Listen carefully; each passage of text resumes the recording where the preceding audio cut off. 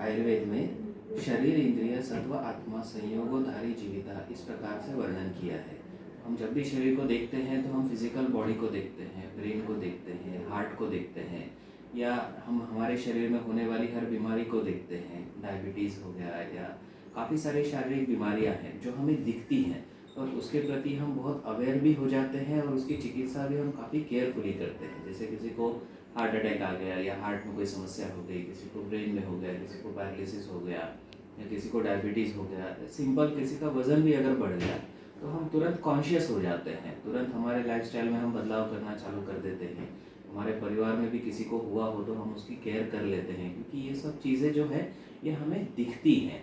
लेकिन शरीर के बारे में एक चीज़ जो आयुर्वेद में बताई है, ये शरीर तो है ही, फिजिकल बॉडी तो है ही, इसका तो हमें केयर करना ही है। साथ ही साथ हमारी इंद्रिय है, हमारा मन है, सत्व है, या फिर हमारी आत्मा है, इन सब के बारे में भी हमें सोचना है।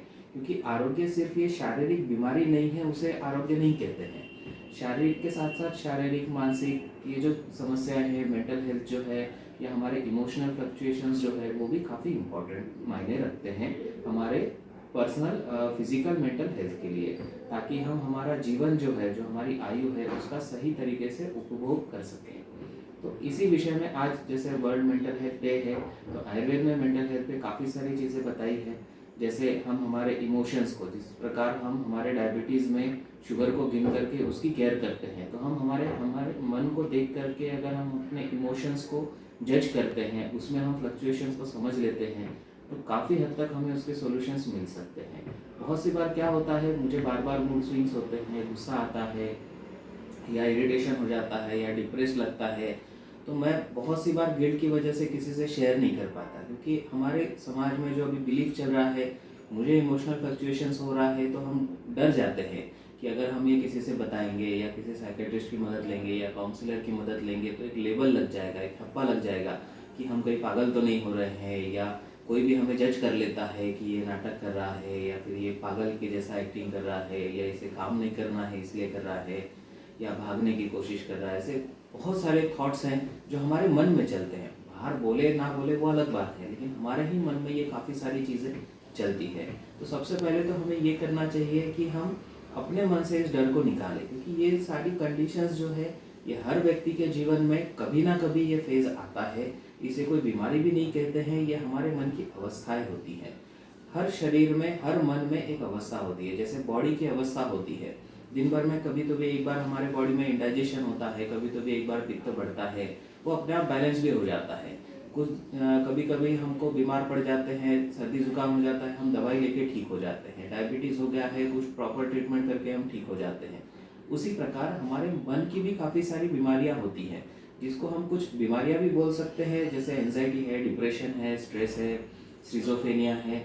आज के युग में तो इन सब पे काफ़ी अच्छी ट्रीटमेंट्स अवेलेबल भी हैं, लेकिन इसके साथ साथ काफ़ी सारी अवस्थाएं भी होती हैं। जैसे हमें किसी भी सिचुएशन में पावर टू फेस हमारी कम हो जाती है, हमारी आत्मिक स्ट्रेंथ कम हो जाती है, हमारे इमोशंस हम पे भारी पड़ना शुरू हो जाते हैं।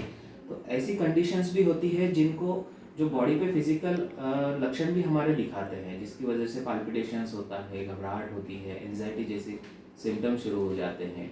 अगर इसी अवस्था में हम उसको प्रॉपरली जज कर ले या उसको हम देख सके, इसके लिए हम अलग अलग चीज़ें, छोटी छोटी एक्सरसाइज हमारे लाइफस्टाइल में अडॉप्ट कर सकते हैं। जैसे फॉर एग्जांपल, रोज़ अगर हम एक आधा घंटा डायरी भी राइटिंग करते हैं, हमारे मन में क्या इमोशंस आ रहे हैं उसको भी शेयर करते हैं, तो काफ़ी हमें मदद मिलती है।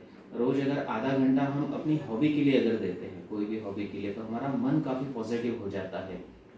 जिस प्रकार हम अपने शरीर को खाद्य देते हैं, प्रॉपर फूड, उसमें प्रोटीन्स होने चाहिए, कार्बोहाइड्रेट होने चाहिए, मिनरल्स होने चाहिए, इसका ध्यान रखते हैं, वैसे ही हमारे मन के लिए सुबह 1 घंटा, शाम को 1 घंटा थोड़ा सा एक्सरसाइज प्लस थोड़ा मेडिटेशन, योगासन, प्राणायाम, इन चीज़ों का अगर हम समावेश कर सके, साथ ही साथ पॉजिटिव थॉट्स को सुनना, पॉजिटिव लिटरेचर पढ़ना, या फिर ऐसे दोस्तों के साथ संपर्क रख के पॉजिटिव चीज़ों का डिस्कशन करना, ये भी अगर हम कर सके तो काफ़ी हद तक हम अपने मेंटल हेल्थ को प्रॉपर मेंटेन रख सकते हैं, जिससे कि ये अवस्थाएं ना आए।